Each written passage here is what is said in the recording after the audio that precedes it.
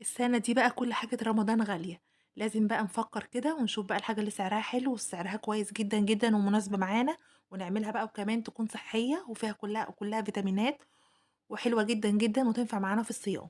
هنعمل مع بعض بقى عصير البرتقان الصحّي الجميل الحلو جدًا، جدًا، جدًا وكمان هيبقى تقيل جدًا ومُركّز كمان. هنعمل عصير برتقان بالجزر بطريقة سهلة وبسيطة أوي، أوي، أوي إن شاء الله يعجبكم وتعتمدوه في رمضان دايمًا، دايمًا وفي طول السنة كمان معاكم. ده قشر البرتقان بقى هابقى أعمله معاكم في وصفة كده هتعجبكم أوي إن شاء الله. هنقشّر البرتقان كويس أوي، أوي، دول 3 كيلو برتقان هاقشّرهم كويس جدًا، جدًا، وأهم حاجة أهم حاجة إن أنا أشيل القشرة البيضا منها كويس أوي، لإن القشرة دي هي اللي بتكون بتسبب المرارة اللي بتبقى في عصير البرتقان. هاسلق بقى الجزر كويس جدًا، ده نُص كيلو جزر، هاحط بقى فيه كمية السكر المناسبة اللي أنتِ بتحبيها، يعني السكر ده حسب الرغبة طبعًا.